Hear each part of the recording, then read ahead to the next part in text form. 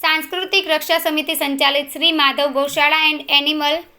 होस्टेलना गौसेवको द्वारा शहर में आवेल नहेर, जाहेर रस्ताओ, तळाव पासेथी 300 થી વધુ રજળતી अर्ध विसर्जित देवी दशामानी प्रतिमाओनुं दरियामां पुनः विसर्जन करवामां आव्युं।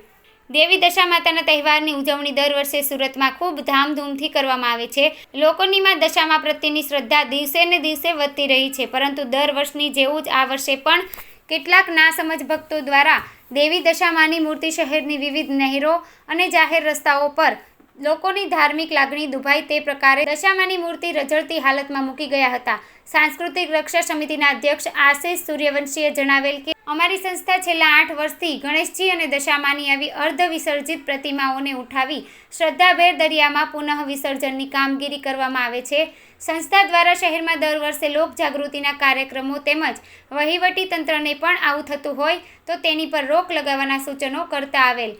હવેથી સુરત મહાનગરપાલિકા અને સુરત પોલીસ દ્વારા પણ આવી જગ્યાઓએ એક દિવસ અગાઉથી બંદોબસ્ત ગોઠવી ભક્તોને આવી જગ્યાઓએ વિસર્જન નહીં કરવા સમજાવતા આવ્યા છે,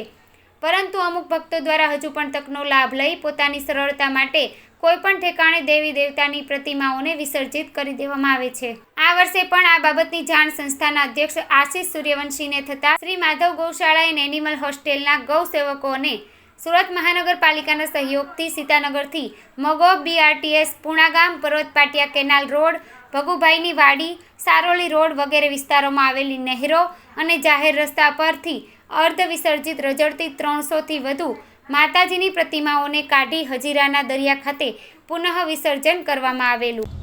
જય શ્રી રામ, જય ગૌમાતા। સાંસ્કૃતિક રક્ષા સમિતિ દ્વારા સંચાલિત શ્રી માધવ ગૌશાળા એન્ડ એનિમલ હોસ્ટેલના બધા ગૌભક્તોના માધ્યમથી આજરોજ સુરત ખાતે અલગ અલગ રસ્તાઓ પરથી અને કેનાલો પાસેથી જે રઝળતી હાલતમાં અને અર્ધ વિસર્જિત હાલતમાં 300 કરતાં વધારે માં દશા માતાની મૂર્તિઓ જોવા મળી અને ત્યાંથી શ્રદ્ધાભેર વિસર્જન થાય એ હેતુથી ત્યાંથી ઉચકીને હજીરાના તાપી કિનારે પુનઃ વિસર્જન માટે આવ્યા અને સારી રીતે અહીંયા વિસર્જન થયું। સાંસ્કૃતિક રક્ષા સમિતિ ગત 8 વર્ષોથી લોક જાગૃતિના કાર્યક્રમો અને વહીવટી તંત્રને કહેતા આવ્યું છે અને વહીવટી તંત્રના માધ્યમથી વિસર્જનના દિવસે સારો એવો બંદોબસ્ત પણ હોય છે, પણ ના સમજ ભક્તો દ્વારા તક મળાવીને ગમે ત્યાં માં દશા માતાની મૂર્તિઓ મૂકી આવતા હોય છે અને સાંસ્કૃતિક રક્ષા સમિતિ શ્રી માધવ ગૌશાળા સૌને વિનંતી કરે છે કે આપણે POPની મૂર્તિ તો ના જ બેસાડીએ, પણ સાથે સાથે વિસર્જન વખતે ધ્યાન રાખીએ કે આપણે ગણપતિ બાપ્પાનું કે મા દશા માતાની આપણે વિસર્જન કરીએ ત્યારે પૂર્ણ વિસર્જન થાય એ સંપૂર્ણ આપણે ધ્યાન રાખવું જોઈએ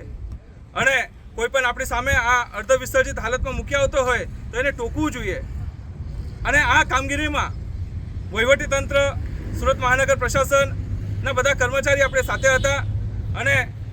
એવી જ ઈચ્છા છે કે આવનારા વર્ષોમાં POPની મૂર્તિ તો ના જ બેસાડીએ, પણ એક બી મૂર્તિ આવી રઝળતી હાલતમાં ના દેખાય, કોઈની લાગણી ના દુભાય।